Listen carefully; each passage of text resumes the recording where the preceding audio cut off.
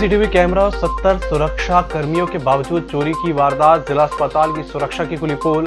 Duty कर्मियों का duty record जब्त। संदिग्धों की कुंडली खंगाली की पुलिस। मौसम की लुका छिपी से सोसाइटी में रखे खुले धान की चिंता। नहीं हो रहा उठाव, ना हो रही धान से भरे बोरों की सिलाई। और 5 साल बाद नहीं बदली मोती तालाब की तस्वीर। फंड की कमी के चलते नहीं बना पुलनुमा अर्च, ना चली तालाब में बोट। नमस्कार, बालाघाट लाइव के इस बुलेटिन में आपका स्वागत है। मैं हूं आपके साथ आकाश। अब देखते हैं खबरें विस्तार से। प्रशासन की नाक के नीचे शासकीय हॉस्पिटल के ट्रॉमा सेंटर से एक नहीं बल्कि 10 से अधिक कूलर चोरी होने के मामले में बड़ी लापरवाही सामने आई है। इसमें भारी भरकम सुरक्षा गार्ड की तैनाती और सीसीटीवी कैमरे होने के बाद भी चोरी की घटना हो जाना कई तरह के सवाल उठा रहा है। दबिस्वर में यह भी बताया जा रहा है कि पूरे मामले के पीछे अस्पताल के कर्मचारियों का हाथ हो सकता है। इसी को मेन एंगल मानते हुए पुलिस ने पिछले 2 माह की उपस्थिति दस्तावेज को अपने कब्जे में ले लिया है। इसमें प्यून से लेकर सुरक्षा गार्ड और चतुर्थ श्रेणी के कर्मचारियों के नाम शामिल हैं। इन सभी को संदेह में लेते हुए पूछताछ शुरू होने वाली है। जिला अस्पताल आए दिन किसी न किसी मामले में चर्चा में रहता है। जिला अस्पताल की सुरक्षा में सेंध लगाते हुए अज्ञात चोरों द्वारा ट्रॉमा सेंटर के प्रसूति वार्ड में रखे करीब 11 कूलर चोरी कर लिए गए हैं, जिससे अस्पताल की सुरक्षा व्यवस्था पर सवालिया निशान लग गया है। कुछ दिनों पहले ही मैंने सिविल सेन का प्रभार लिया है और 28 तारीख या 29 ऐसे कुछ तारीख को मेरे पास स्टाफ नर्स आई वहाँ से, और उसने मुझे बताया कि कुछ 10-12 कूलर अस्पताल से जो कि रखे हुए थे एक जगह पे, वो बरसात में चूँकि बहुत दिनों तक इस्तेमाल नहीं होते हैं तो उन्होंने जहाँ रख दिए थे वहाँ से नहीं दिख रहे हैं। तो ये मतलब एक गंभीर बात है कि हमारे अस्पताल में सारी चीज़ें के है, कैमरे लगे हुए हैं, दरवाजे भी मतलब गार्ड भी रहता है, तो उसके बाद ऐसी स्थितियां नहीं बननी चाहिए।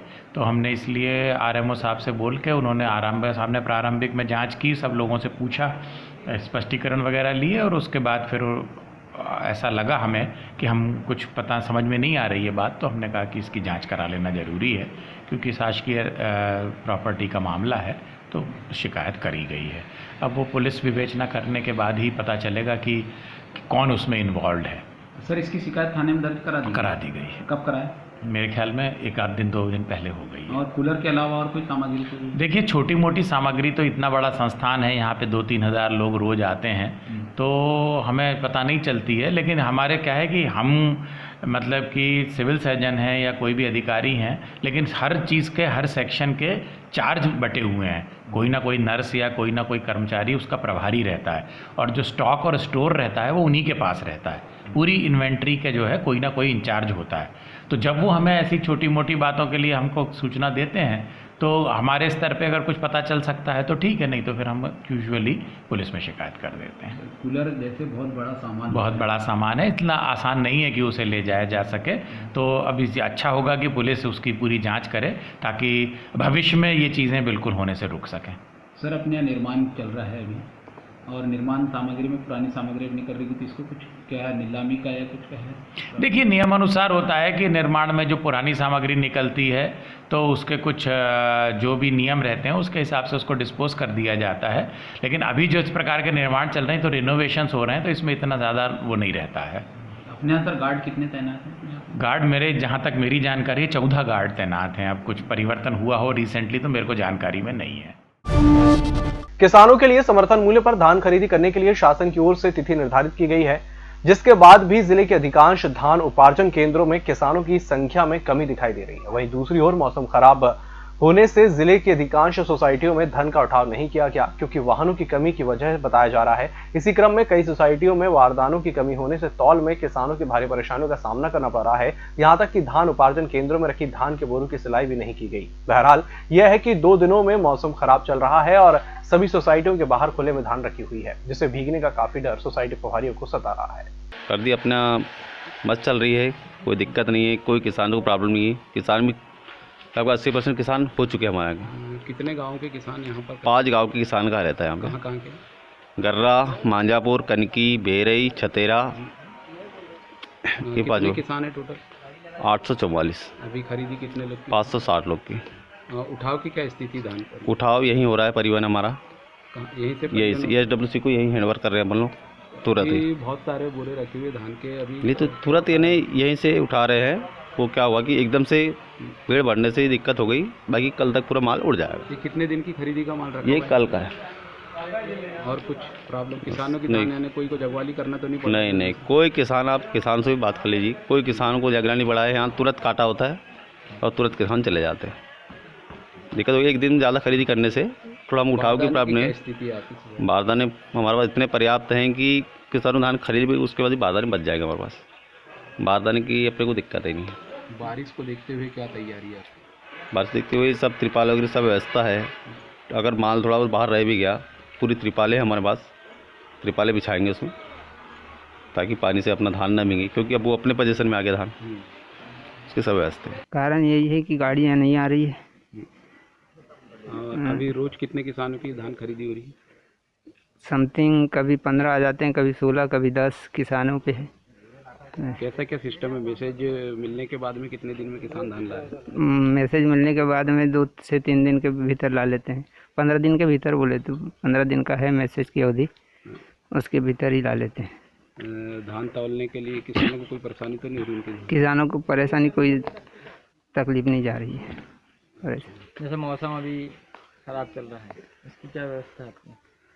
पाल हैं, तिरपाल, छल्ली लगाई जा रही। कई शहर का प्रमुख हृदय स्थल कहा जाने वाले मोती तालाब की तस्वीर बदलने के लिए जो पूर्व में जनप्रतिनिधियों के द्वारा बीड़ा उठाया गया था, उसे आज 5 साल से अधिक का समय बीत चुका है। फिर भी उनकी कमियों को जिला कलेक्टर के द्वारा पूरा करने का कार्य तो किया ही जा रहा है, लेकिन फंड और कार्यों की लागत बढ़ जाने के कारण तस्वीर पूरी होते होते अधूरी दिखाई दे रही है। हालांकि इस बात से अंदाजा लगाया जा सकता है कि मोती तालाब के पास एक पार्क बनाया गया है जो लवर पॉइंट के नाम से प्रसिद्ध हो चुका है। नगर मुख्यालय से ग्रामीण अंचलों की ओर गुजर रहे ऑटो में क्षमता से अधिक सवारी और गोंदिया रोड से गुजर रहे मालवाहक वाहन के ऊपर बैठे लोग दोनों ही तस्वीर बताने के लिए काफी हैं कि शहर में वाहन चालक कैसे यातायात नियमों के ताक पर रखकर वाहन चला रहे हैं। इस संबंध में बताया गया है कि शहर के अंदर चल रहे यात्री वाहन यातायात नियमों को ताक पर रखकर चल रहे हैं और पूरे मामले में जिम्मेदार बेपरवाह है। शहर के अंदर होने वाले कई हादसों का कारण ऐसे यात्री वाहनों का मनमाना वाहन चालन होता है, जिसके बावजूद भी यातायात विभाग के द्वारा इन लोगों पर कोई कार्रवाई नहीं की जा रही। इसी के साथ बुलेटिन वक्त चला छोटे से ब्रेक का, जल्द हाजिर होंगे। हर घूंट सेहत से भरपूर, without sugar, without caffeine and with natural tea colour. Ayur Amrit herbal tea अपनाइए, जो हृदय के लिए रामबाण औषधि है। अब टी नहीं, सिर्फ आयुर अमृत हर्बल टी। ब्रेक के बाद एक बार फिर से आपका स्वागत है। बालाघाट से गोंदिया अमान परिवर्तन के चलते 23 साल बाद बालाघाट रेलवे स्टेशन से एक्सप्रेस गाड़ियां गुजरेंगी, लेकिन इन गाड़ियों के इंजन इलेक्ट्रिक होने के साथ इन्हें टावर वैगन की जरूरत पड़ती है और ये बड़ी लाइन में ज्यादा देखने को मिलती है। बालाघाट जिले से होकर भी एक्सप्रेस गाड़ियां चलेंगी, जिसको देखते हुए रेलवे विभाग द्वारा टावर वैगन का कार्य बालाघाट जंक्शन प्लेटफॉर्म नंबर 1 के बाजू में एक कार्य प्रारंभ किया गया है, जो कार्य नए वर्ष के उपलक्ष्य में पूर्ण होना था, जो अप्रैल माह तक पूर्ण हो जाने की जानकारी रेलवे अधिकारी के द्वारा जानकारी दी गई। जो रेलवे इलेक्ट्रिफिकेशन जो वायर आप देख रहे हैं ना जी, जिससे अभी इलेक्ट्रिक इंजन से जो गाड़ियाँ चल रही हैं जी, ये जो ओवरहेड लाइन है ना, इसका मेंटेनेंस के लिए एक टावर वैगन रहता है, जिससे एम्प्लॉय उसमें चढ़ के और उसका मेंटेनेंस करते हैं और उसका जो है ना मेजरमेंट सब नापते हैं। उसी का सेट बनाया जा रहा है हमारे प्लेटफॉर्म नंबर 1 के बगल में। जी, ठीक है ना, ताकि जो है ना उसको फ्रीली मूवमेंट किया जा सके ट्रैक के ऊपर। जी सर, ये कितने दिन का टारगेट रखा गया है इसको कंप्लीट करने का?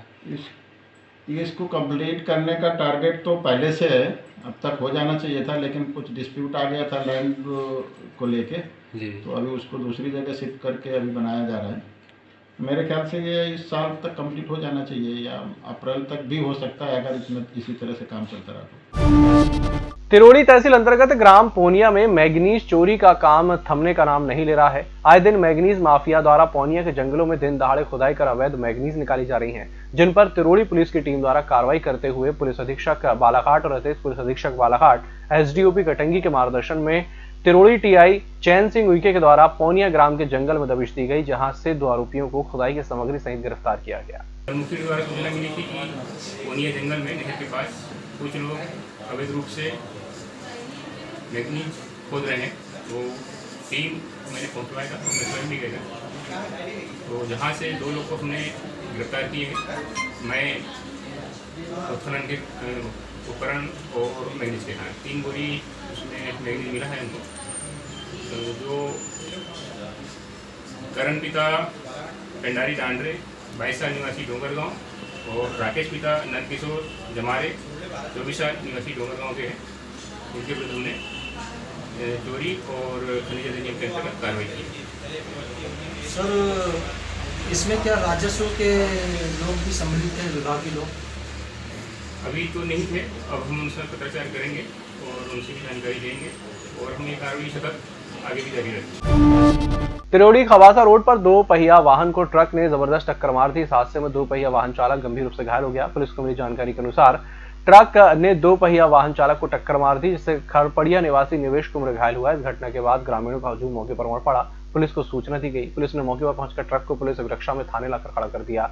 ट्रक चालक के विरुद्ध मामला पंजीबत किया। घायलों को ग्रामीण की मदद से प्राथमिक उपचार के लिए सरकारी अस्पताल कटंगी में भर्ती कराया गया। इस बुलेटिन में फिलहाल इतना ही। इसी के साथ मुझे दीजिए इजाजत। नमस्कार।